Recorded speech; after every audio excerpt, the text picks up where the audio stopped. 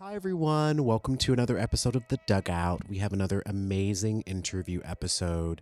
Today, we are talking to War Pony, aka Jordan, who is an amazing Ohio based farmer and the author of the newsletter and Substack, Sundown Ohio, which shares a lot of resources, writings, and recollections about Ohio history, Ohio racial history, food sovereignty, so many other things.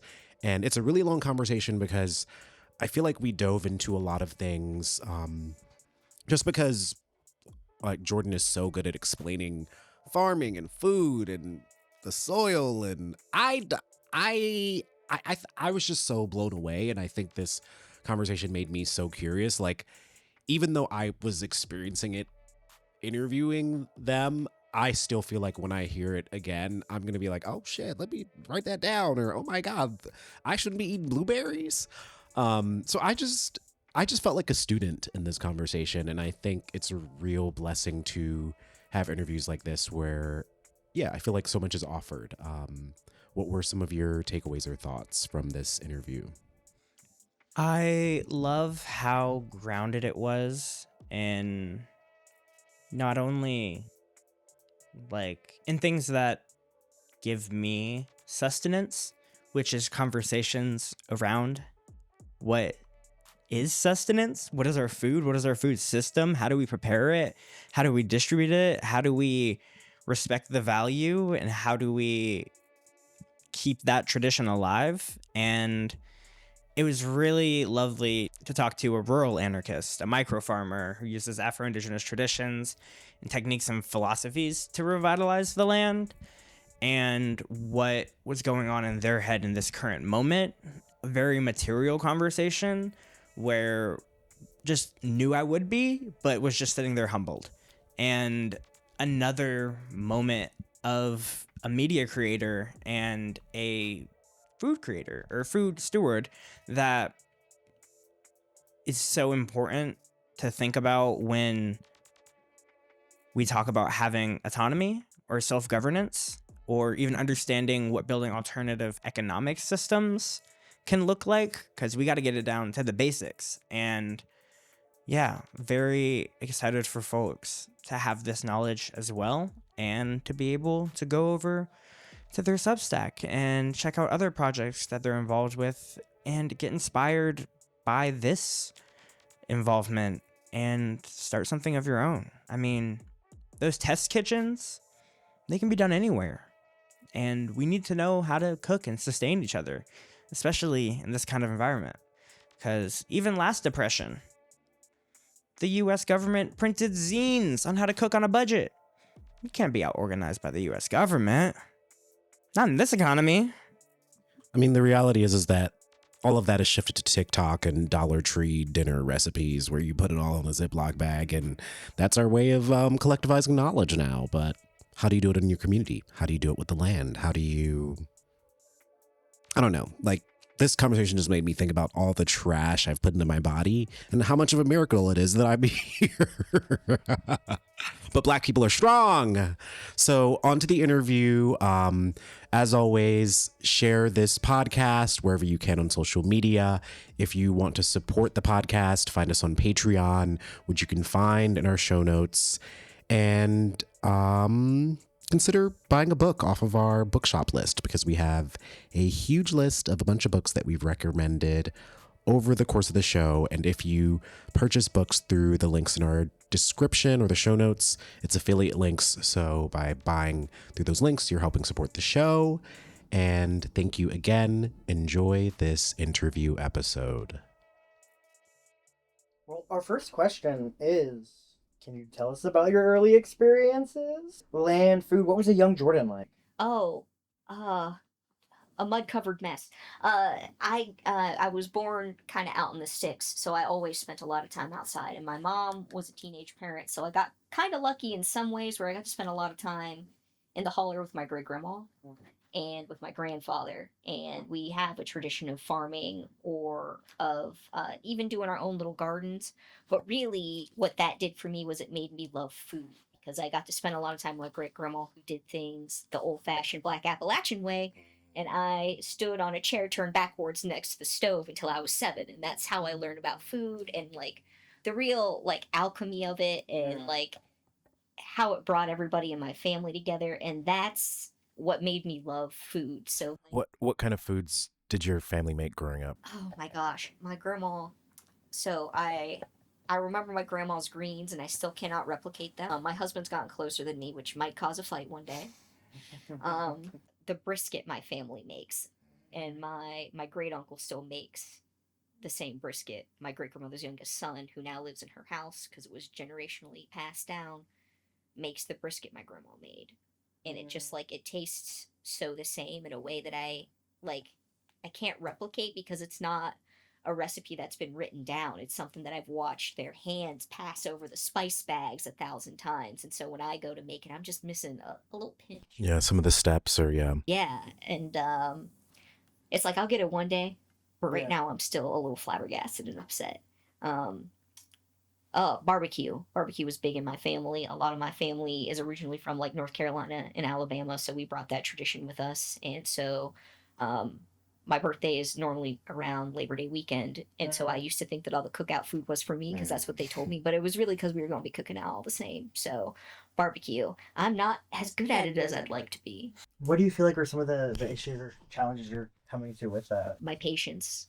And I like to cook over any heat source I can get, but barbecue requires you to pay attention and go a little slow. And I like having things done when I want them to be done, and that is not always the nature of the project. Yeah, yeah. And from there, we moved around a lot. But when we moved to Columbus, the urban food sovereignty movement was sort of just starting to pick up, and my adopted father has a degree in horticulture. And so we were always growing gardens wherever we went. But here we started to actually find other people, one of which is the late and great Bill Dawson, who recently passed away. He started most of the community and food sovereignty movements in this city. He used to work for the Franklin Park Conservatory. Back when it was more community based, Yeah. not just Bexley based. Yes, back when it was like a real community thing. He started the Growing to Green project, which was a huge project about getting local food into local schools here. He started a lot of community gardens. He trained a lot of the people who ended up mentoring me, and he was also my cousin.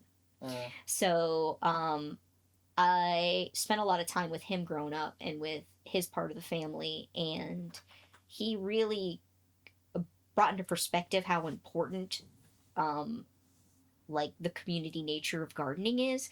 Because I just enjoyed spending time with him so much, it made it really easy for me to like want to continue. So like in some ways I was struggling because my family was urban farmers, and a lot of the work ended up falling to me because both of my parents had to work full time, and also they bit off more than they could chew.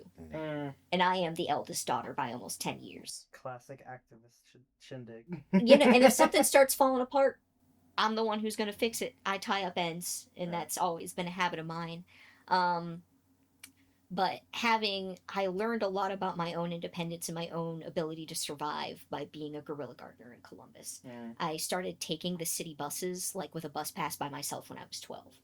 And I had to meet a lot of people who were different from me because I was doing food sovereignty in my neighborhoods. So I was learning about the way that poverty looks different for people, the way that it looked for me, the way it looked for my neighbors, the way that homelessness and gentrification were really starting to materialize. Because I grew up on the Near East Side in a Wyland Park before they got gentrified. And so I really have seen these transitions in pretty hardcore ways. And I think as I got into doing internships through high school and being a part of more formal programming, I started to get a little bit of direction on what I was doing, you know, because it's like when you're a kid, there's a volunteer event to go to, and you go and you move dirt for the adults. Yeah. And so I served my time. And then afterwards, there used to be programs through this place called Local Matters here, where they would go to Head Starts and they would teach kids basic prep and cooking skills.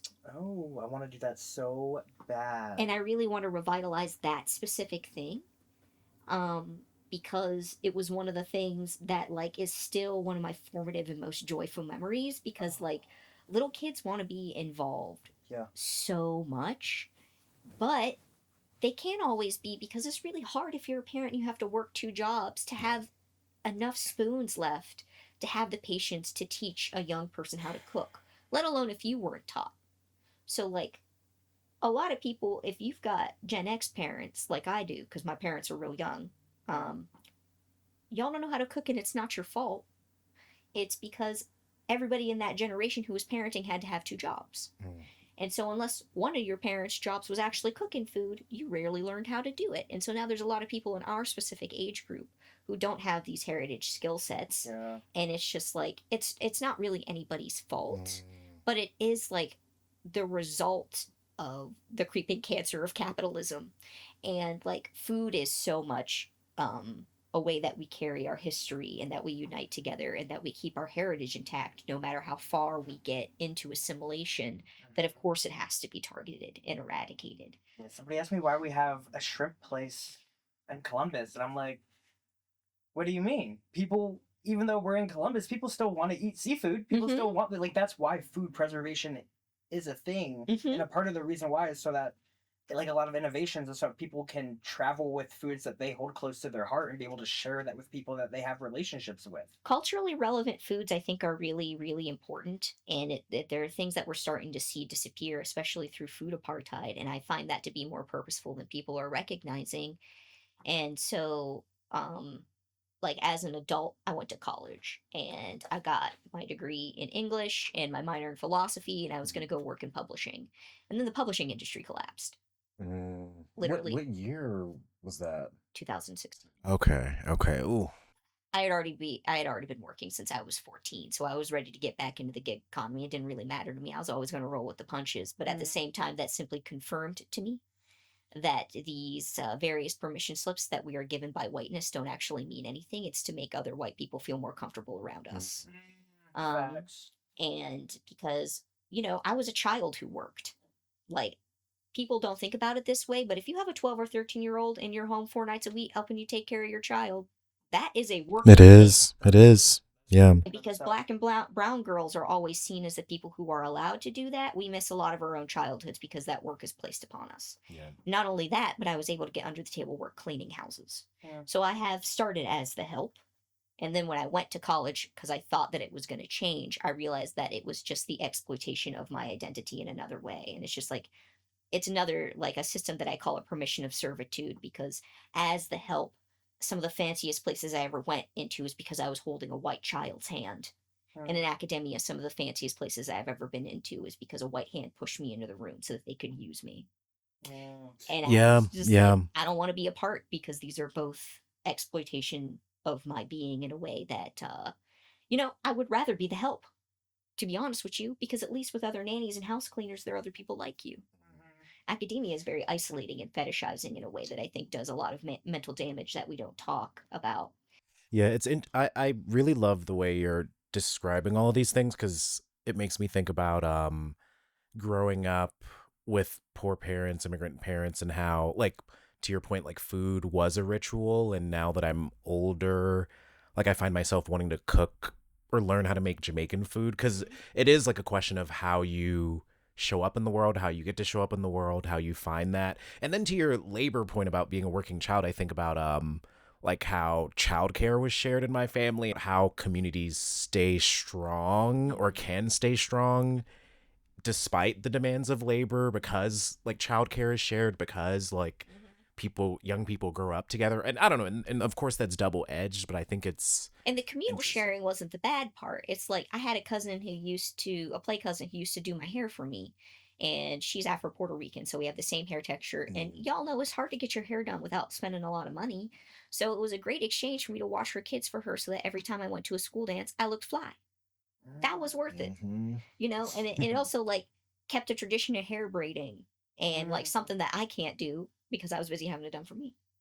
And that is like, and those are heritage skill sets that, as capitalism and the violence of the police begin to isolate us more as Black people specifically, we lose porch exchange culture, which was very important to my youth and how I grew up.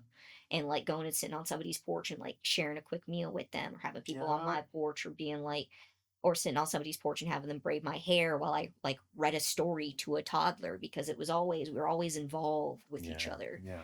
And I grew up in the neighborhood, the Near East Side, where Douglas Alternative Elementary School is. And consequently, that is also where Tyree King was shot and killed by the police. And it's important to talk about that because the neighborhood changed very radically and very rapidly after that little boy was taken. And that's why the porch culture is gone, is because we're afraid to have the kids out. And even when that elementary school closed, they kept the lights on so that kids could play on the basketball court and could play on the equipment. And it was still a nice little park. So even though the school wasn't open, it was still like a hub. Those are the things that I really enjoyed about this city and about growing up here, is that no matter what was going on at home, there were a lot of strong communities. So I got to have other influences and like family outside of mine to really help shape and made me decide how I wanted to be a community member. And in college, there was none of that in a genuine way. And they tried. And I went to college while Standing Rock was happening. And so there were a lot of these leftist movements that wanted me to be a part of them because I'm Afro-Indigenous. And it was very much about being able to tokenize me rather than being able to listen to me about what was going on. And once I like, these are some things that I've had to process later in my adulthood. That definitely led me directly into being an anarchist, is because the people who did actually support me was an anarchist grindcore band full of punk kids. Like we were all organizing and doing these things, and then I started getting stalked and nobody took me seriously except for the punk kids. And then this one band started like doing relays to pick me up wherever I was going. I never had to walk home alone at night.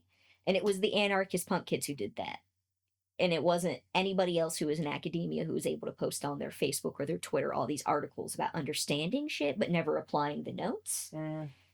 It was the dirty anarchist kids who didn't shower for 2 weeks who were like, no, buddy, you're in danger, so we're actually going to show up. Yeah. And that's when I was like, I'm one of those people. It shows that certain kinds of people, or people that make certain life decisions, literally don't acknowledge the reality of like carcerality, repression, misogyny, like all of the things that they write about in their long ass papers. Yeah, they'll study the missing and murdered Indigenous relatives movement. And then your native friend gets stalked and you're like, what's going on? They'll be like, oh, it's connected to this, but don't, like, how much research have I seen about how communities actually keep people safe? How you see someone alone at night, you go after them. Like the Zapatistas just did a call to Americans being like, yes, people are disappearing. The labor for that is something that people on your lands are doing right now. Honestly, if the Zapatistas want to hit me up and have me come down there and farm, I will throw my passport into the ocean. I will leave and I will throw my passport into the ocean. Okay. What is anarchism to you? I'm still figuring that out because there's so many different small technical terms. And for me, it's just like, I am an anarchist. I am a Black Indigenous anarchist. And whatever means necessary are to liberate my people so that people can have things a little bit easier. That is my goal. And I think that maybe doesn't square with people who want to have like defined praxis and things like that. Yeah. But for me, like, all Indigenous people from here in Africa are defined by our ability to adapt. So I don't really need a box because I need to be able to interpret what's going to come next and evolve with it. Yeah. And what I really need is for people to start treating each other like family. So it's just like, anarchy to me has been the social spaces that I've felt where the people that I've met who are not related to me do become family. Yeah.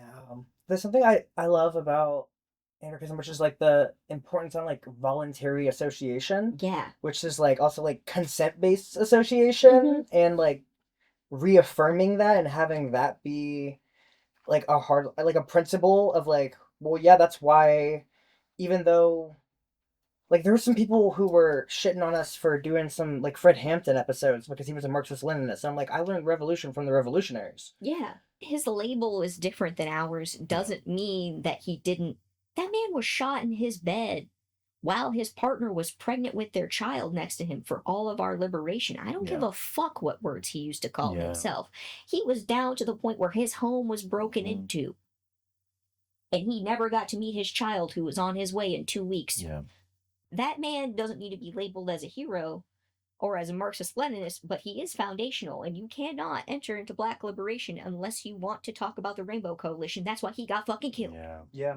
So Exactly. that's goofy to me. And I really love how you define your approach or perspective on anarchism, because it makes me think about how I feel like my comrades or the people in my life that I feel like know me like the most or in the fullest way or as close to the complexity I kind of see myself as. And I feel like I don't know, I guess that's like my definition of family, because it's like I have family and I think they understand me in certain ways. Who really knows me or can, I don't know, because it's almost like the idea, like if you're really in community with people and you're all in the same room together and like there's a threat or a presence or something that is off, like I feel like family community protects each other. Like we're aware of each other's needs. We check in with each other. We humanize each other. And I feel like, We really listen, yeah. and I feel like I have always struggled with finding spaces where I'm listened to. There are many, many spaces where people want to put me up front to speak so that they can fetishize my identity, but that is very, very different than being protected or loved in a space. And that's the other thing is that you know, this can't be cross the board, but what I've noticed is that even with white anarchists, they know a little better, and white communists don't. White communists and white socialists want diversity so bad that they will put their comrades who are less advantaged and more likely to become targets right in front. That's why half the reason of them like Mao so much is because he's not white. Yeah. They're able to just fetishize like a guerrilla fighter. That they're like, oh look, they did something, and they're still in power, so we can't talk about the abuses. We still. I've got many, many things to say. It's just like, you know, if there's a whole group called the Han, and then everybody else is called the Hani, the little Han, we need to start asking questions about hierarchy. I don't care how they say their government is run. Literally. I live there and I don't know enough to really have a formulated opinion. But what I can say is I'm going to look to how you treat your indigenous people before I look at anything else. And how you take care of your land. And right now, they're fallen beneath my expectations because the exploitation and the destruction of the land also doesn't fall under communism. Like make it make sense. Make it make sense. It's just like it's all double talk, and that's why I don't like governments. But that brings me to what does sovereignty mean to you, and what does food sovereignty mean? Or like, how do you come to engaging with food sovereignty as well? You know, I'm also figuring that out now. Again, because different things need to be done because the world is changing and things are getting more desperate. For me, food sovereignty is just that people should have food on their plates when they want it. Like, without question. It's like in indigenous structures here and in Africa, like you typically lived in a matrilineal lodge setting where you lived with all your aunties and your moms and all your older cousins. So there was always like food somewhere. So you didn't have appointed meal times or restrictions. Like it was always there. So you were always secure. And also, like when you were sick, you were secure because there was always going to be extra hands to take over. And so for me, food sovereignty is I really tangibly want to see more community meals. I want to see more community kitchens. Something that I'm working on right now is that there are a couple of test kitchens around me. And so I'm going to them and making suggestions on how they're being built because I want to be able to go in and hold classes and workshops. Because in order for there to be food sovereignty, it isn't enough to just grow the food. You actually have to give people these skill sets to be able to prepare and use the food. And that needs to be done with welcome and not with judgment. We have a huge amount of food waste right now in this country. And so I think that's something that could help people be more food stable would just be teaching basic pickling. Because then you could take the things you have in your fridge and preserve them longer, which is you wasting less of your money. And then you have a probiotic food that you can store on a shelf. And that already increases your family sovereignty, like your choices over yourself. And giving people those things like is so important that like it's really hard to even like quantify how to give these skills to people. Like I'm trying to write it down so I can work on putting workshops together. But what you're saying, it makes me think back to so much of my family, and when I get to visit Jamaica, and I've gone back twice in the last few years, and my uncle, like my my mom had like 8 siblings. They grew up in like a 1-room shack. They didn't have electricity. They didn't have running water. And like the way that, especially like my uncles and family that still live there, like they go out into the stuff they have in the backyard and they pick like the herbs for the tea, and like they talk about the different things they mix together, and it does, to your point, I feel like there's a connectedness because of their experience with colonization, but also poverty, but also like the act of survival as well. And yeah, and it also makes me think about growing up in Cleveland and how, yeah, I didn't really have a relationship to food other than what my family Yeah. was giving me, or the really horrible food we got at school. And then in high school, we visited a jail and we saw that they served them the same food as us. And so, I don't know, it makes me think about all of those things. Food to me, like my biggest dream is like a long table in my backfield and the biggest potluck ever. Mm-hmm. Like, and I'm getting close. Every year my birthday party gets a little bigger, you know? Mm-hmm. And that for me is like my main goals are to put food on people's plates without judgment. Like, I don't care what you're eating. Mm-hmm. I really don't.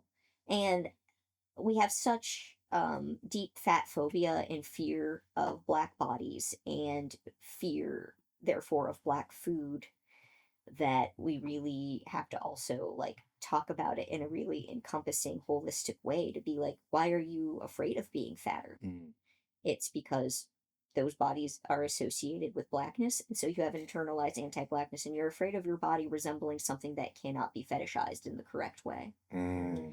And so I'm gonna put the corn mush on your plate. You don't eat it. Yeah. And it's also just wild and beautiful that such a simple thing like eating can bring all of those complexities, because it has been like, I don't know, colonization is an attack on culture, among Yeah. other things. Yeah. Assimilation is the goal. Yeah, and it's an attack on unifying principles too. Yes. Like being able, like we all eat, we all breathe. I feel like something that brings me to anarchism too is I'm like, why are we governing like this? Like our resource management makes no sense. Like our No. borders, our lines have nothing to do with our watersheds, have nothing to do with like the ecosystems around us, but then they're just privatized into these states and privatized into like different like Lobbies yeah. and big companies. And yeah, it's not only that we're limited by the ability to cook, but we are being limited by what we're being given. So the chicken soup your grandma made is not the chicken soup you're eating today, Mm. because they're using only Cornish crosses. And back in the day, your grandmama would go wring the neck of a 2-year-old chicken. Cornish crosses normally die within 9 months of being alive. Mm. So when it's a different flavor profile, they don't actually get to live lives, and it is like homogenization is complicated because there are 2 forms of homogenization in agriculture. The first one is the homogenization with milk, which is where you integrate the cream into the milk through not a chemical process, but basically they shake it really hard in a big vat. And that is for the flavor of the milk. That has nothing to do with cleaning it. But that is to make sure that the fats don't separate from the liquids. But biological homogenization is when flora and fauna's genetic backgrounds become limited. So what I'm talking about is the biological kind. Okay. So what we are seeing is a vast reduction in the diversity of the food that we're eating.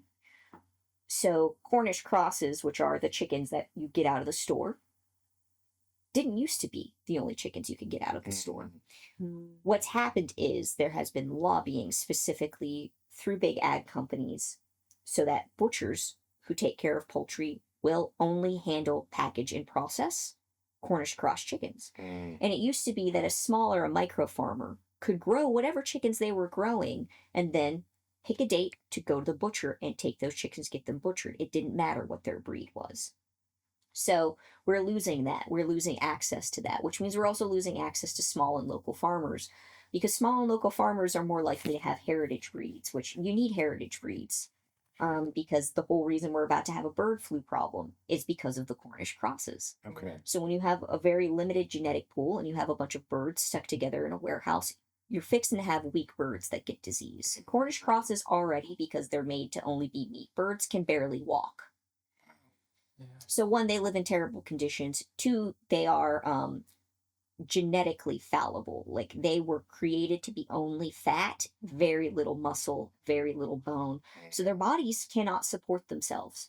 And when they get too big, they do die from respiratory and heart issues. So like it's also a matter of cruelty because I eat meat, I kill my own meat, but I would never let a bird live like that if I could help it. Because that is an injured, sick bird its whole life. And that's not something I would like to abide by. Like, you should get to see the sun. You should get to see the sun. And so the homogenization in our meat is causing things like the bird flus. You see it less in the cattle industry, but we are going to see it more in the cattle industry. There's a lot going on right now in ag. And so it's really hard to cover all that. But another thing we have to take a look at is the lack of diversity of vegetables available to us. You have to go to a Michoacana or an international market in order to get different kinds of fruits and vegetables that used to be at regular grocery stores. True. And that's part of the homogenization, is that we are having mass productions of only certain kinds of foods, and those tend to be the foods that fit into Anglo food groups, is what I'll call You used to them. be able to get starfish at Kroger. Yeah. And that's not a thing. And now at things all. that used to not be specialties, like aloe leaves. Why do I gotta go all the way to the Michoacana to get an aloe leaf? They used to be at the Giant Eagle. Yeah. And it also is silly to me because, like, this neighborhood we're in, and this one in particular, 4 grocery stores. 4 grocery stores, no culturally relevant foods. Yeah. You go that way, it's all food apartheid and you can't get nothing. Yep. Yeah. That doesn't make a lick of sense. Sundown, Ohio. And what kind of inspired you for that? Well, it's a lot. So Sundown, Ohio was kind of born out of my explainy brain. I know a lot of niche history in terms of trade routes and Black and Indigenous history, and in particular, there is a really huge gap of that in the North. And as someone who has survived a hate crime, I realized that I couldn't have been the only person who got stopped in the lobby with being able to report on what happened to me. And that the North has a huge, long documented history against Black and Native people that has been fully swept under the rug. And it was really important for them to do that because the Midwest is really where the Gilded Age took off because of all of our railroads and our trade and our agricultural lobbies. And so from there, it set the precedent of Ohio having a lot of strength in the Electoral College. And so a lot of the laws and decisions that are put on the books here are imitated at the federal level once they've been tested and tried here. And that's a pattern that I don't think that people are picking up because they They used want to call this place Texas Light because I was like, they do it in Texas, we do it here, or they do it in Florida. But then I'm like, oh, we're just Ohio. Like, actually, they be copying. I'm like, we do oh. it before them. Like we had the Fugitive Slave Act in the 1700s, 60 years before it was on the federal level. It was written into the Northwest Territories Ordinance. So when we bought this land, it was written in there that you could rat out Black people and send them back to the South. Yeah. And that is a huge part of our history here. And so, especially with the escalation of the presence of Proud Boys and various neo-Nazi groups in Ohio, it needed to be known that places like Lincoln Heights were targeted on purpose because of its historic foundation as the first incorporated Black township of Ohio. Yeah, we're like number 3. We used to be number 3 for right-wing militia groups. Mm-hmm.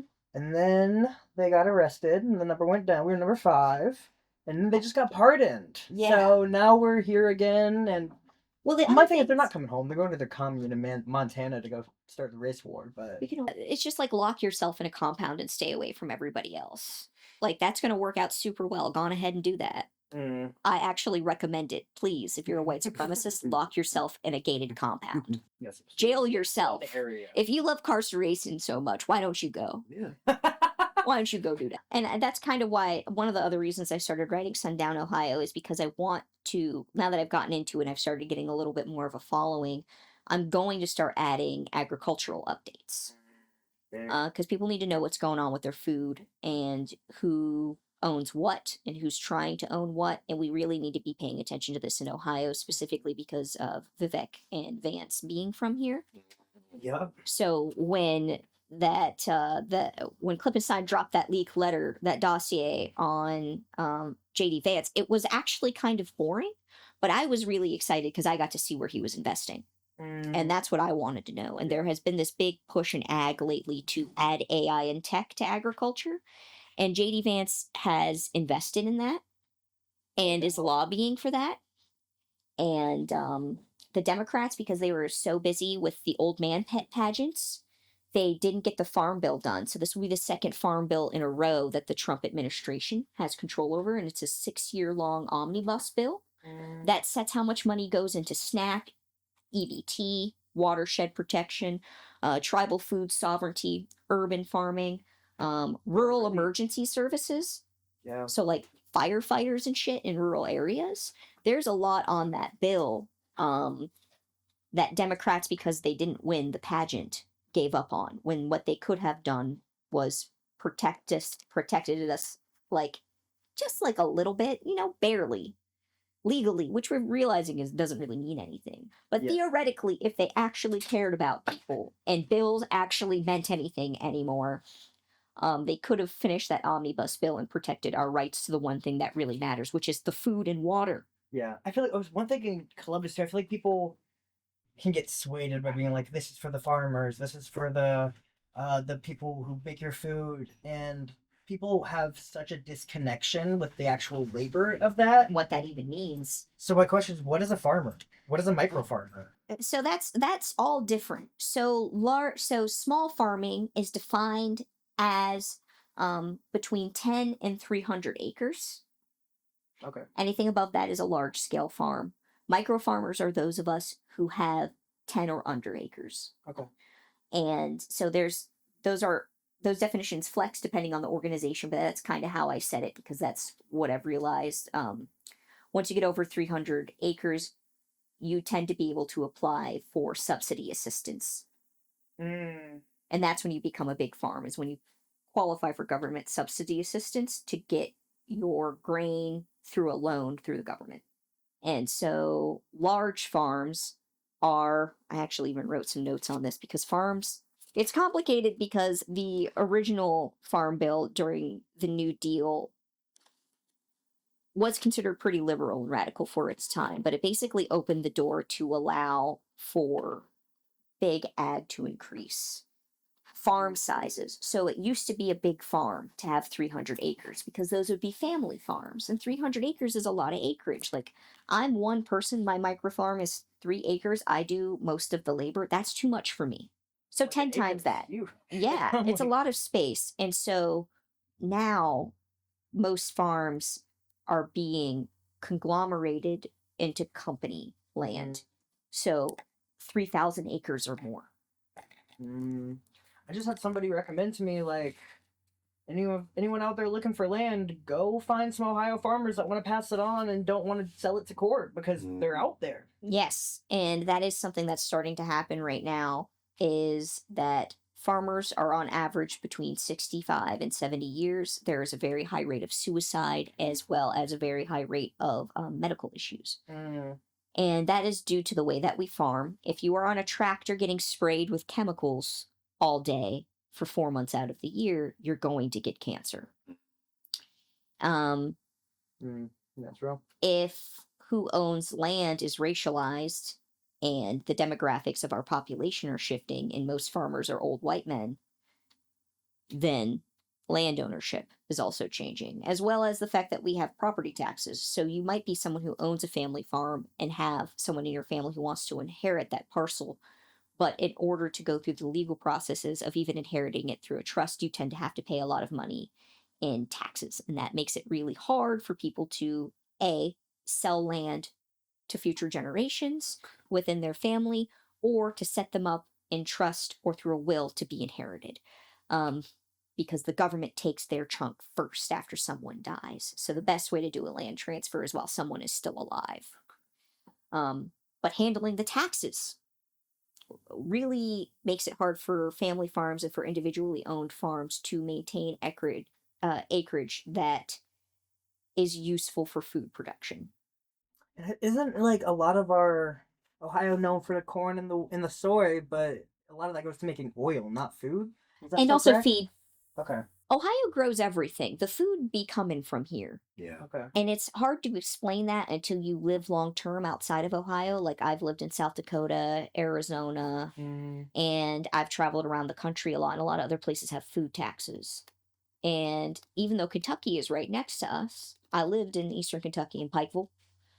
The quality of the produce, not good. The prices, wild. The availability, restricted.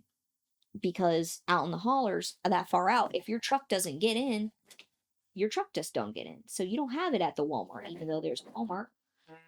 And that really changes how people are able to feed themselves. Yeah. And in Ohio, I think all of us take for granted that even in a food apartheid zone, we still have more food access than a lot of other places. And the food here, the prices remain more stable than in other places, which is one of the reasons that during the recession, Ohio was one of the only places that actually ended up recuperating and then doing better post-recession. So everyone goes blah, blah, blah, recession. But that actually, Ohio's economy maintained stasis, Okay, I didn't know that. which, so individuals suffered, but lobbying, big ag, and all the large companies that are here stayed the same. And that's kind of extraordinary because everybody was losing everything. And so that means that our food prices here are really good. Really good. I feel like that's something I've noticed only from like talking to other people whenever they travel. I'm like, you paid what for what? And even and it's also like you might get EBT, but then how far does it stretch? And in a place where, because I was just Well, we lived in Cortland, so we drove an hour to Ithaca. And we do so much distribution, and we have many distribution hubs, specifically in Ohio. So all trucks and all trains come through. That's so true. Every truck, every train, almost really changes how we do economically here, but it also means that we are held by our throats by lobbies, which helps to cause a massive amount of gerrymandering here. Yeah. So it's like, y'all know the Intel plan is moving in. Well, that's been going on for a while, which is why we've had a huge population influx. And that's why we're seeing housing and land prices going up. Because another thing that we're seeing is that these fucking Silicon Valley assholes are coming out here and they're buying land for hobby farms and to breed horses. And the American Quarter Horse Congress is based in Ohio. We have a huge horse lobby here. Wow. We have a huge horse lobby here, and it's always been kind of a tradition for rich people in California to race horses, which means they own horses all over the country because you don't transport horses for racing. It's not good for them. So if you want a horse in the Kentucky Derby, but you live in California, you buy land out here. You build a fucking house. That's where a lot of politics happen at the oh my Derby House. God. And then you build a house that you ain't in except for 2 months out of the year. You don't even let your staff live in the house. They get to live in a barn with all them fancy horses that they're raising to race. Think like about the connection between the tech world and like the logics around colonization, and I guess I wonder like what you think about The tech oligarchs are moving into being tech feudal lords. I think that's their end goal. Because some of what I'm seeing is a push towards absolute serfdom. because they want to make their tech towns and They want to make their tech towns. They want to have company towns. They want you to live where you work. And I think that AI in the end is going to be used more as overseers than anything else. And I kind of have that theory based upon like JD Vance's involvement in this company called App Harvest. Okay. And App Harvest was based in Eastern Kentucky and originally founded in Pikeville by a man from Pikeville. And the idea was to create remote farming jobs so that people who are in remote areas would be able to find new work outside of the coal mines, which are already disappearing. And so App Harvest was created as a system of indoor farms, which means that you could build on top of mountain removal spots. All of which sounds great. Ish. It's like using what they have to build something new. Yeah. But what had happened was instead, people couldn't change the conditions in the greenhouses. So all the people who had to physically work in there almost got heat stroke. And so immediately the abuses, because they wanted to remove any actual human management of a farm and they wanted to make the farm techy as possible, abused the laborers that were in that place. That's why the company crashed. So I do think that you should look up the entire app harvest debacle because JD Vance, Martha Stewart, and like a couple other famous people invested in it. Despite the fact that this was a failure, I have a prediction based upon like the notes that I saw from the agricultural exhibitions at CES. Vivek's current gubernatorial run and JD Vance's younger brother deciding that he's going to run for mayor in Cincinnati. These are all big tech dudes. His stepbrother is like an evangelical church guy. Elon Musk and Peter Thiel gave JD Vance the recommendation to Trump directly to get him his job. Yes, and so all these future tech oligarch dudes are trying to control the one thing that matters, and that is land and food production, because none of them have the riz to be able to start a cult like Trump does. But it isn't going to matter if they use the next 6 years of the Farm Bill to fuck us all out of land. Yeah. And that's what I'm thinking is going to happen, because when reservation land is reduced, it reverts back to the government.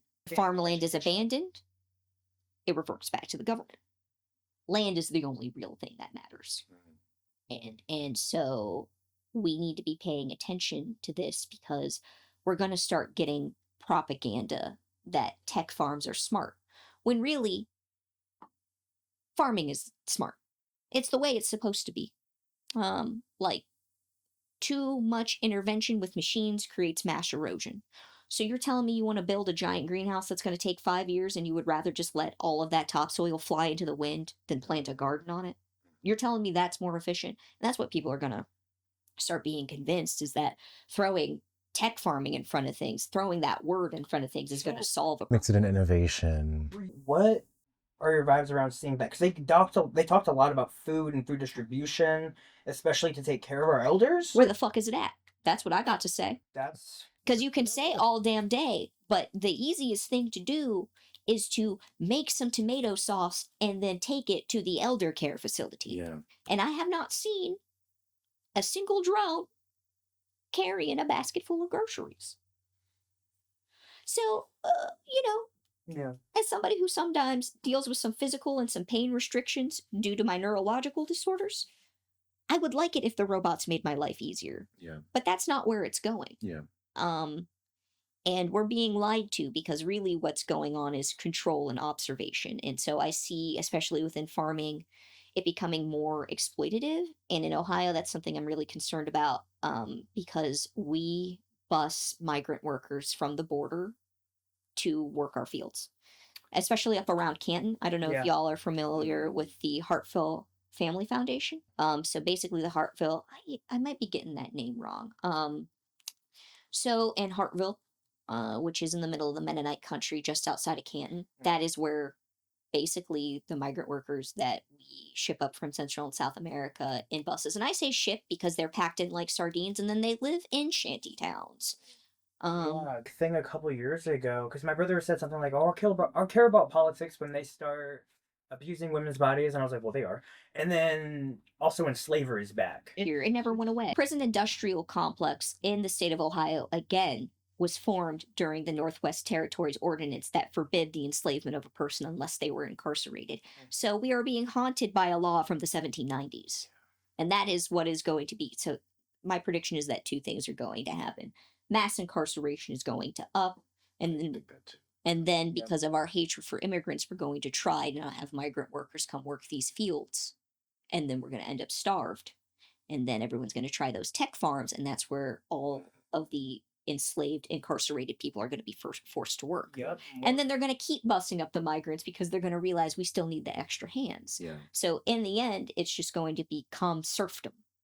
I feel like it's really helpful to hear you explain it in this way, because I feel like with Trump this second round, what I've been thinking again and again is like we're living through their experiment, and that's been the whole thing, like manifest destiny, colonization. But I have kind of been thinking, where is it gonna go? Because they're really amping it up. They're really getting spooky kid in the lab right now. Like the mad scientist behavior has gone off the rails, and I like making some shit up. But everything right now is a little volatile. Let's do something for good. Do you interact with any of the platforms that are like Grown By or Farmish, that are like sell local, buy local? Yes. So my friend runs our farm store through Grown By. Okay. I work with a friend who lives like 5 minutes away from me.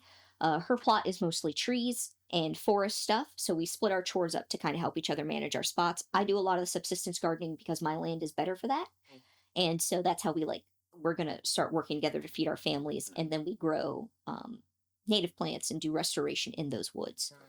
But we also do an egg subscription, and the egg subscription is run by Grown By. And Grown By has had some kinks in it, but so far it's been really useful, especially because you can set up a delivery system. And what's been kind of nice is even if my friend Rose, who does most of the egg subscription work, like it's really her thing. If she needs extra eggs to fill it out, I just drop the extra eggs off. Um, but if she needs somebody to take over her route, she can hand me the app, and the app has already like itemized where I go in town to do drop offs the quickest, Beautiful. which is really helpful because doing food drop offs is just kind of like you plan it the best you can in your head, but you maybe don't want to set up a route. It's really hard to keep money collected on a weekly subscription if you're still doing it the traditional farmers market or CSA way where you're getting cash.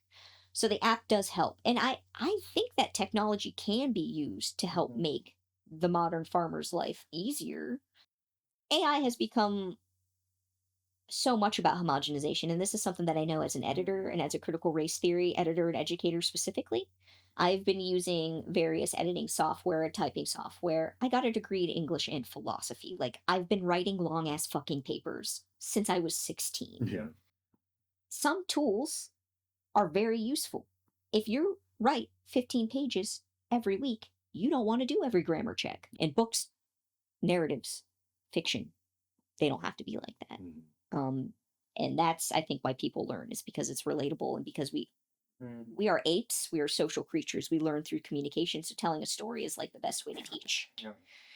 And yeah, as like both of the things my life are focused on are like in huge danger right now. Yeah. Last year was like one of the lowest years I've ever had for my editing and research, and you'll need to know that's bad because I work for major companies to edit K through 12 materials for schools. Like during the pandemic, I was live editing classes that were being dropped to kids a week later. Y'all want me back there telling people to stop being racist in education. So if I'm not getting paid and I'm not being hired, then we are seeing a regression. Yeah. And, you know, all of the money to the Department of Agriculture has been frozen thus far. And grants are how all farmers make it. And it was already kind of bad because the Democrats, again, kept pushing back doing the farm bill. And even if you get a grant through like a small not-for-profit, they mostly split up their money from larger grants that they get from daddy government. And if you don't put a bill in place with a budget in place, people cannot renew their grant budget. So what we're seeing is that farmers of color and small farmers like me are not having grants available to us. And I set goals for myself. Like, I apply for about $30,000 worth of grants in sets of $50 to $500. And I sit down right before spring and I tell everybody, it's grant month. Yeah. And then I just sit and I fill out grants, and then people call me about their grants and I help them edit for things. Yeah. And that money is not available, and it has not been available already for almost 2 years. My first year farming, I made almost $25K just in grants. I was able to reduce the amount of editing work I took and focus on the infrastructure of my farm because of grants. Last year, I made $1,000 in grants, and I applied for the same amount. But if you don't have the money to give, you don't have the money to give. And so that is having and going to have way further effects, even if the ag shit gets sorted in the next couple of months, it is still going to be too late. What? I feel like for some history and context, we mentioned it. What is a farm bill? So the Farm Bill was originally started by FDR during the Dust Bowl in 1933. Manifest Destiny fucked everything up. Slavery fucked everything up. The soil was bad. The land was doing terrible. Everybody was starving. Nobody was working. It was the Depression. People were done Well, doesn't that sound being depressed. Yes. kind of familiar? And so what had happened was FDR signed the Farm Bill. And the Farm Deal changed the way that we structured the offices of the agricultural departments and put them all into one big federal thing, which probably was needed because it used to only be regional, which is a lot harder to manage when you're trying to get a cohesive food system together for an entire continental landmass, Yeah. which is what we are. We need to think about our geography in terms of our Yeah. country. Texas is bigger than France. If I start from my corner of Ohio and drive 4 hours, I get to Cleveland. If you drive 4 hours from London, you end up in the top of Scotland. Because we call them states, and then we also have no real conception of what a state is. We don't think Borders about are them as like not little real. countries. Like Yeah. that's what they are. Like we're a union of federated little nation, allegedly. And this country is huge. And I know because I've driven across it like 7 times. It's pretty fucking big. Yeah. It takes a couple of weeks. Our podcast is a tool for learning, and we're taking it further on Patreon. By supporting us, you'll gain access to exclusive reading episodes where we unpack key texts and ideas, plus early access to interviews with radicals and revolutionaries. Your contribution helps to make these resources more accessible and impactful. Visit patreon.com/the Dugout Pod to support our work. The proportion and the size of this landmass is one of the biggest things we have to combat when it comes to our food system, especially as, like, you know, small farmers aren't getting money, but also now big farmers aren't getting money. So all of our subsidy grains are going to be planted late. And we already had a drought last year. So it's very likely that we are going to only see extenuated drought circumstances. And less subsidies mean less ability to feed the cows and the chickens and to make fuel. And also, we do eat a lot of the vegetables, and you do have to plant those at a certain time. Yeah. And I don't do a traditional planting schedule. I do a rotational one, so it's like I know how long it takes for something to be fully grown.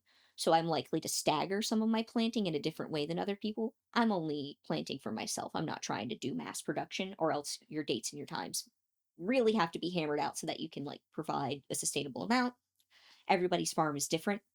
But what I do know is corn takes yellow corn, blue corn, other corns take longer.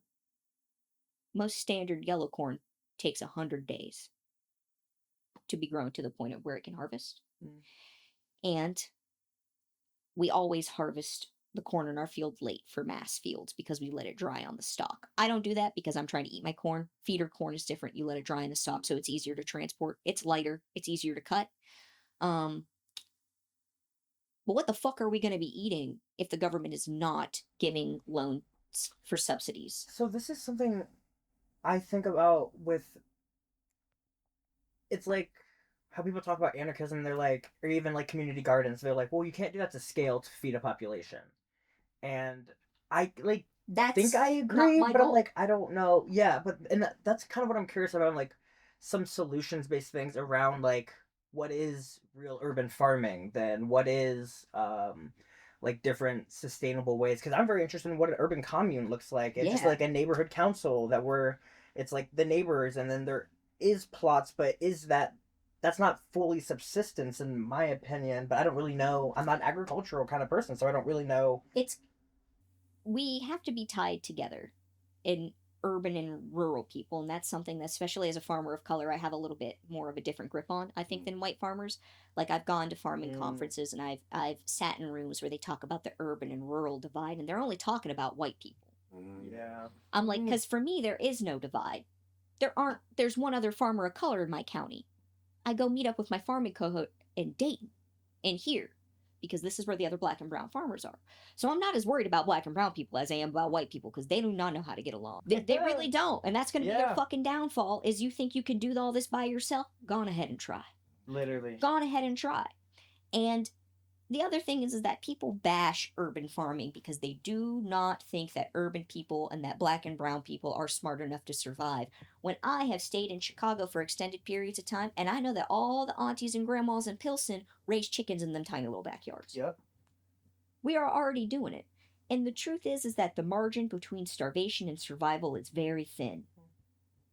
I don't need a solution.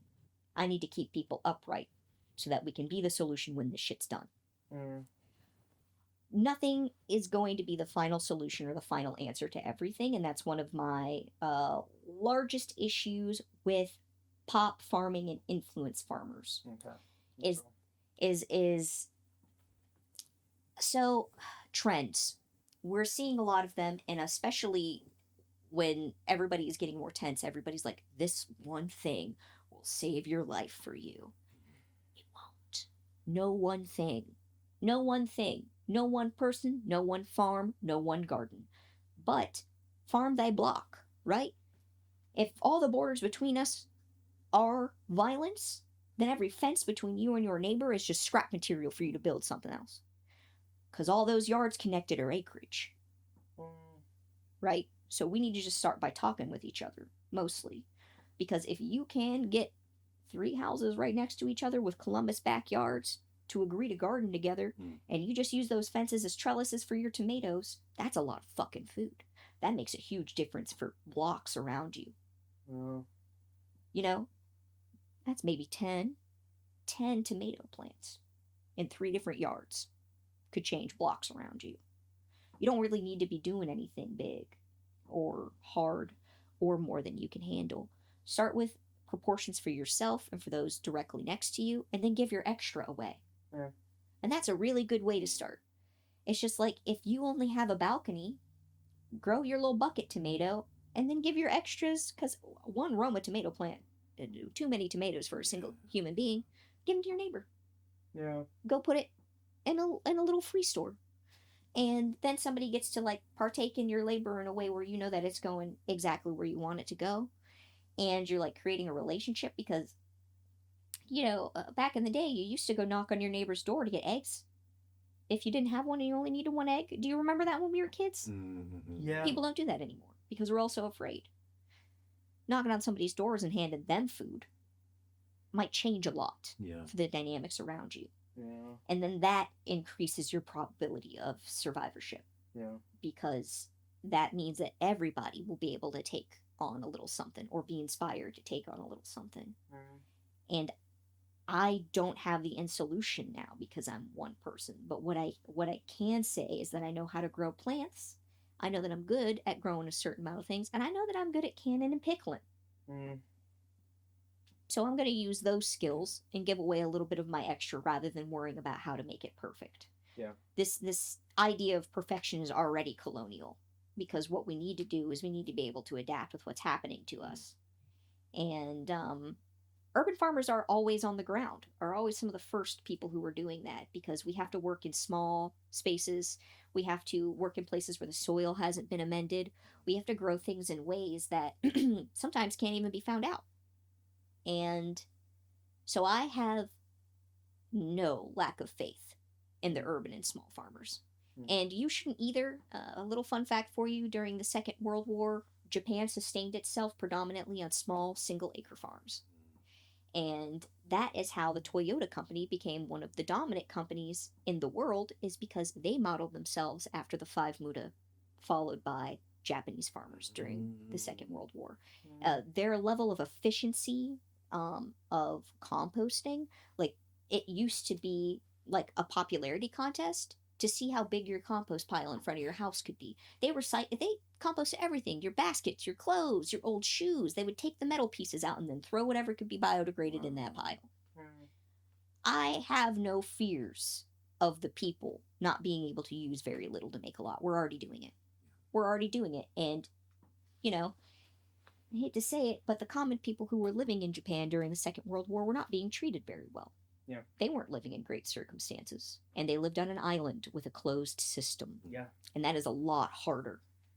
So we can take some models off of what other people have already done to survive extreme situations, and also what we've already done. The Black Panther Party did a lot of this already. Like Cooperation Jackson kind of stuff. Yeah. I feel. Yeah. And like also the promotion of city gardens, because I think that's something that also really fucks us up, is that we think that generations are way further apart than they are. I try to use the grandma timeline. So, you know, when FDR put out that first farm bill that fucked over black sharecroppers in 1933, those were slave owners' grandsons. We're barely in great-grandma era. If slavery ended 160 years ago, that's two 80-year-old biddies dying back to back. That ain't that long. Yeah. That's not that long at all. Yeah. If you think about the perspective and the Yeah. effect that can have on generations. And that is something I think especially people of color need to remember, is that our generations are spaced out because we live shorter, harder lives. But the people in charge of us, it was their great-granddaddy who owned us. Yeah. There are people with names who we can point to and say, I know how you got your land, fucking give it back. Yeah. I love Grandpappy's slander. And one of these days, I'm going to start showing up like Martin Luther and just, why are you hammering that into my door? It turns out, your family owned slaves. Not long enough ago for me to forgive you.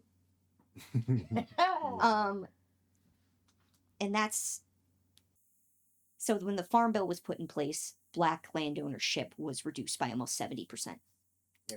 And it caused the homogenization of the crops that we use. And it was largely because Southern cotton farm owners were able to say that they needed the small parcels of land owned by the farmers of color to be put into subsidy farms. So through legal loopholes, they were able to steal land and say that larger plots are better because we can consistently grow more of this. The same thing happened then again in our territories in the Caribbean under the sugar lobby. And then that policy was adopted basically by everywhere in the Caribbean. Okay. Yeah, isn't that what Fidel and them fought against? Yes. Like sugarcane, the sugar lobbies. Like that? Yes. And that has a lot to do with the way that our subsidies stand and our subsidy laws stand right now is sugar law. So much of farming is about sugar law and horse semen. You wouldn't even believe it. You wouldn't even believe it. Yeah. Is there a lot of like communal culture? I remember I almost moved to Appalachia to help run a grain co-op for like some folks down there. But I'm kind of curious what that's like in Ohio, if you know about that. If there's like... We're working on it. Okay. There's a lot less. There's not very much support from Midwestern farmers of color. Like a lot of the major non-for-profits that focus on farmers of color are specifically focused on the East Coast and the Deep South, which makes sense because that's where the Black people are. Statistically speaking, we just do not have as many people of color here. And so if you have to focus a grant section and you're only allowed to include so many states, it does make sense to have the ones where there are actually more rural Black people. And it's not unusual for you to be a rural Black person in the Deep South. It's very unusual here. Yeah. And so that's part of it, is that statistically, like, I'm fighting uphill. Yeah. And we all are, because the population of people of color in the state of Ohio is fluxing and becoming less and less. I want to make it so people can. Right. Yeah. What you're saying makes me think a lot about, and maybe this is just me digging into my own existentialism. I'm thinking about like how my 20s was me wanting to explore and do all these things, and now to really build these things that you're talking about and that we all kind of collectively need. It's almost like I'm asking myself, like, maybe I just need to sit down somewhere, owning a home versus renting, and like the possibilities there. And so I guess it's just making me think a lot about what revolutionary commitment looks like on that level, to be somewhere long enough to build out those systems, to know your neighbors. And that's kind of my struggle, really, is that I've finally admitted to myself that, like, Ohio's probably not it for my long-term plans, because there are simply not enough people like me for me to get my long-term plans done. So I'm gonna have to move one of these days, and sayonara, Ohio. I've done a lot for you. You ain't give me nothing back except for trauma. And I think that people of color do need, and I hate to say it, but people of color do need to think about going back to places where there are more people of color. Yeah. Numbers don't lie. And I don't like how we're disproportioned right now. And I've lived all over the state, and every time I go somewhere, Proud Boys show up, which is not a good sign. Yeah, even me, I'm like, I wanted to go to Cleveland because I'm like, this one's only really black, like, not only really black city, but I'm like, it's black majority, but I'm like... Feels black. Yeah, no, Cleveland feels black as hell compared to here. But I'm like, do I want to be, like, in, like, one of the lone pockets? Like, Ohio already is, like, a... Like, this is why it's such a bad liberal problem, is, like, the liberals are in their little blue bubble. Mm-hmm. They have the real or like divide between just the suburban areas and the rural areas. Yeah, my next article on Sundown, Ohio. Well, maybe I go back and forth because I try to keep up with policy and stuff that's going on while also like putting together like a historical story. But the next one I'm going to focus on is Kent because of the Portage County constitutional sheriffs and the Kent State Massacre and Kent existing as like a liberal bastion. But as someone who went to Kent, I know what's really going on there. I've been researching a lot about the Kent State Massacre recently. I'm like, oh. Well, when I was there, Gun Girl was there, and she had Proud Boys marching all over campus while they were suppressing Students for Justice in Palestine, and I was in Students for Justice for Palestine. So I know how dangerous milquetoast liberals can be. Is it true that she shit herself? She did. I was at that party. I didn't witness the shit. I did leave. She was being really rude and racist, so me and my friends were all like, we're gonna go smoke hookah at somebody's apartment. Whoa. Oh my gosh. Yeah. It's also like really embarrassing to be a grown-ass graduated woman and still posing on your college campus. Yeah. And she did that for like 2 years, and I was like, I left and I still lived in town for like a year, and I never went up to campus because I was grown ass. Why the That's fuck so would I hang out with great. 19-year-olds? I guess I'm curious about what your organizing related to Palestine was like there, because that was also, I feel like, During the 24 Intifada. We didn't get much done because we were being so suppressed. Okay. We got a lot done in between us. We had a lot of good cultural discussions. They started this really cool thing with the Muslim Student Association that was called Modest Me, which was a fashion show. And it was like, so there was really, it was more of like support for the Muslim, the Arab, and the Palestini students on campus. And then the Palestini students ended up supporting the Native American Student Association because there was only 3 of us on campus, which wasn't even enough to have officers. So when Standing Rock kicked off, I was like, listen, y'all, I really gotta, like, this is happening right next to the res I lived on. Yeah. Like, I really gotta, like, do something about this, and I gotta participate in some way, but I, like, can't even get a club together because we don't have enough of my people to do it. And like Black United Students in Kent is a huge, solid organization. They are one of the foundational reasons that we have Black History Month. Wow, okay. So, you know, I went to them for support, but they are so big and doing so much. They were like, one more thing on this docket. We don't know if we can handle it, which is fine. I fully understand that because Black United Students also provides lawyers, contact to the ombudsperson, help against the police. Like you are a member of Black United Students the day you show up Black and on Kent State's campus. And I like that because I did go to them for help when I was hungry and shit. They'd be like, well, here's all the free meals and here's the whole schedule. Go on and get you some. But we had no Native American Student Association. And all of the kids from Students in Justice in Palestine signed those papers so we could have our own club. So, like, for a while, they were intrinsic to each other in like, the support of Indigenous things going on. So, when I was there and Standing Rock kicked off, I was trying to get out to Standing Rock, and then I got a call from Eagle Butte that said, yo, don't come out here. They were doing Starlight tours, and they were checking people in their cars, and my last name is, like, one of the most prevalent last names in Eagle Butte. So even though I'm not Lakota, I look like a skin and I have the last name. So there's a big chance that it would have been, like, a huge, terrifying problem. So I got a call from somebody on the res, and they're like, small Native women do not need to be coming out here right now. Yeah. And I was like, because, you know, of course, I'm 23. Yeah. Like, I want to be in the cut. But instead, we threw a benefit concert. And so we worked with Kent on Climate, which was a group that was a climate action group that was actually, like, a climate action group that was from non-students. So we got a lot of support from the actual town. Okay. And then we got support from a bunch of community groups. And I did, like, a big fry bread sale with Native American Student Association. And, like, everybody from Students in Palestine showed up. Everybody went to Oscar Ritchie. Oscar Ritchie is the Of Color building at Kent's campus. So all of our events were always there. It didn't matter if you were Black or brown, that's where your events were held. So everybody came and they got their fry bread, and then we did a benefit concert in town. And everybody to the benefit concert. It was like a really fun punk show that we put on, and we raised money and we sent money out. And so that was kind of what my organizing was like, was really more community support based than it was getting things directly done. Yeah. And we did get, me and a small group of my friends did cause Frost Kennels some problems. Frost Kennels was actually set up in, like, a smaller town just outside of Kent that's right down the road. Frost Kennels were the people who had the dogs that bit people at Standing Rock.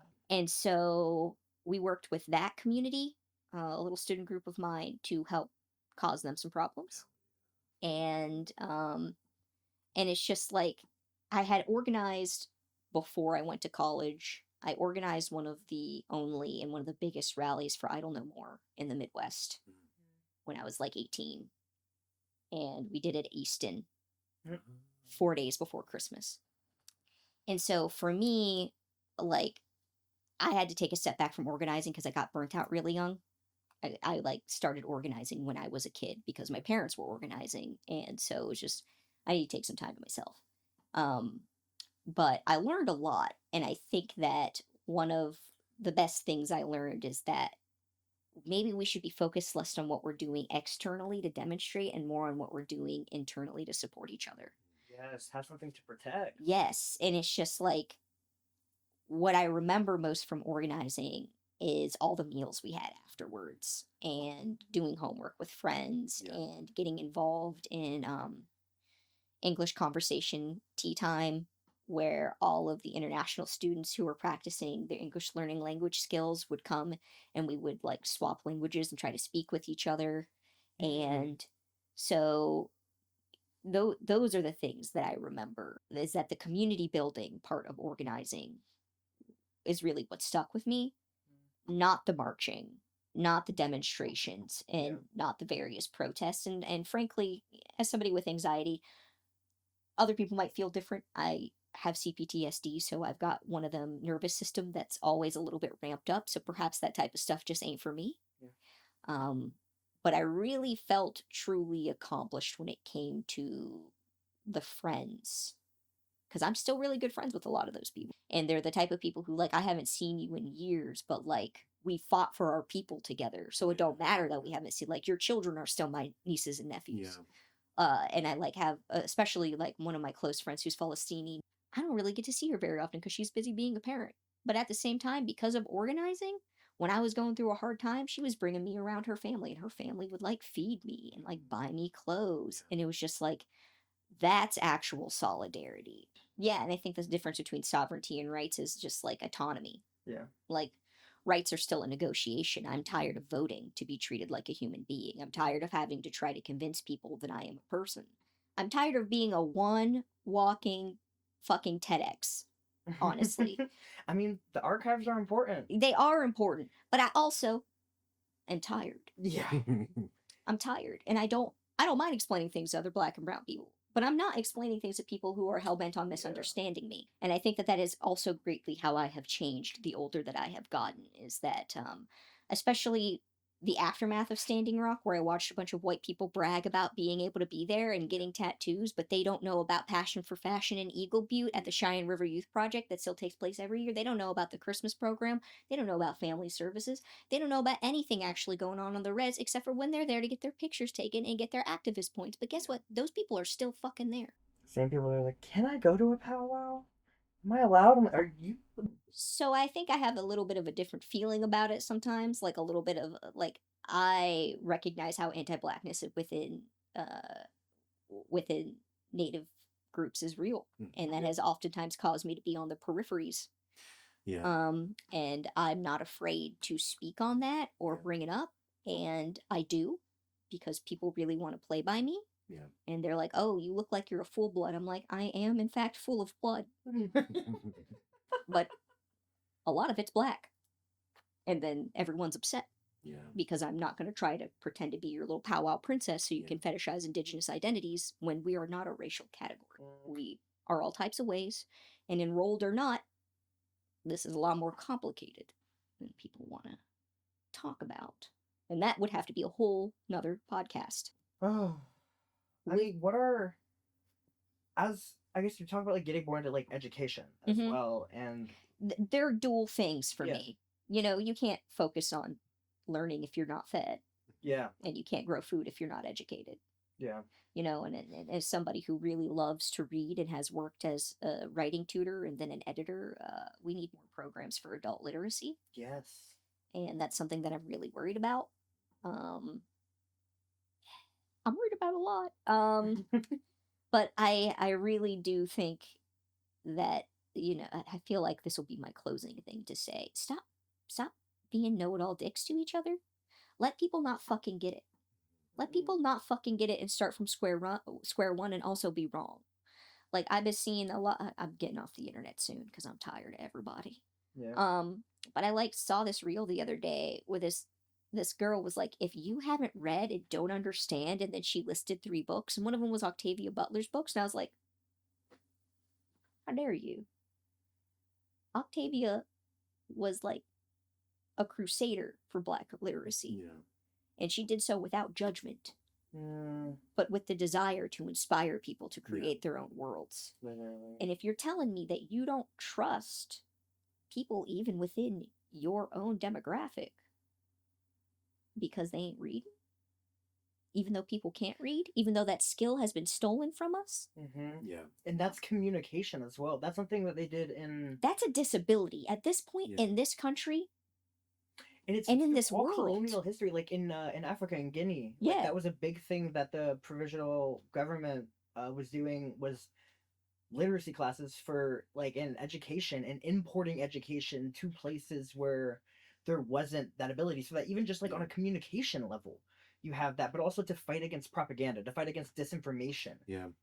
More kitchens in a library, I think. Like, I want to have Yeah. like kitchens and libraries be more of a Yes. thing, but like at this point, do I just have to start the kitchen and have a library? I literally went to a meeting at a Presbyterian church the other day that has like a rundown kitchen and started giving them notes on how to improve it so we could make it into a community kitchen. Like, I am actually Yeah. going to places to be like, you have the space, Yeah. you have the infrastructure. Let's see if we can get a community fund or a Rotary Club or just like anybody to start funding this. Because guess what? People love giving money to churches. Yeah. And y'all need that kitchen. Because if you hired a kitchen manager, you can make tons of money off of subscriptions to have local businesses come use the industrial kitchen, which would Yeah. support you. And then you could put a food kitchen in here for free, because all those costs would be covered. And it's just like I'm Yeah. like going to weird long meetings with really old people who I would never talk to, and making suggestions to them, but also relaying it to them on a historical basis that they can understand. So I'll tell a white woman, like, do you remember your grandma's victory garden back during the Second World War? You remember how she did that? We should start doing that. And so I'm really just trying to meet people where they're at. And part of that also means that you can't come in with a superiority complex. And part of that also means you can't come in and expect people to adhere to the respectability politics of having academic understanding. And if you really think that people need to be understanding these books, you need to understand it so that you can go help teach people. Yeah. And the other thing is I don't really think that you know it that well if you can't explain it to a 6-year-old. The notion of making media that people can have and use to like potentially be radicalized or learn from. I think a part of the reason I'm so invested in it is because I think so much of the other internet or social media space is so against that. It's like these sound bites, it's a reel, it's trying to say the next thing that can get a reaction instead of like Sensationalism. Instead of the actual process of like what you're talking about is like. And that's why so many people are loud and wrong.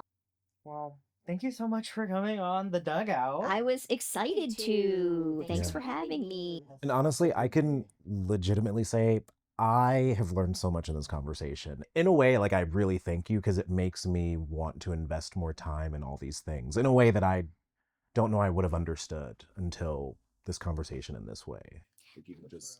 Your food's important, and I want everybody to enjoy and have like good relationships with their food, which also means that I have to like tell people the truth about what's going on, because you can't have that relationship with the land unless somebody is like, no, actually the land loves you. The government does not, and they are very separate beings. On this note, are there any books or resources you recommend for folks that are like newer to learning about all of these things? I'm asking for myself, but I feel like for people listening, I would say keep an eye out on my blog on Substack, Sundown Ohio, because I'm about to start doing aggro updates as part of my newsletter, so I'm going to start dropping some of those things. As for book recommendations, not really. No, not really right now. A lot of stuff is just like farm notes that I learned from just standing around with other old farmers and like listening to them. And so that I got to convert my brain notes into real notes for other people. But what I will say is Margaret Killjoy has books coming out right now, so you should read The Sapling Cage as well as the newest Danielle Kane book. which just got funded. But one of the things that I really enjoy about the Daniel Kane series, The Lamb Will Slaughter the Lion, introduces an anarchist town. And even though it's not the main part of the story building, through the story, you kind of start seeing how these places can operate and the worlds that we can imagine for ourselves. And I really do think that literature is like, if you're not going to do anything else, read a good book, read a good science fiction book. Yeah, I think, it's, the logic's a little outdated, and even she's admitted that, but A Country of Ghosts is one of my favorite Killjoy books. This is anarchist prisoner Sean Swain with the Final Straw radio show on the Channel Zero Network, calling in another bomb threat to remind you that every single countdown ends at 0. Channel Zero Network, take back the future in 5, 4, 3, 2, 1.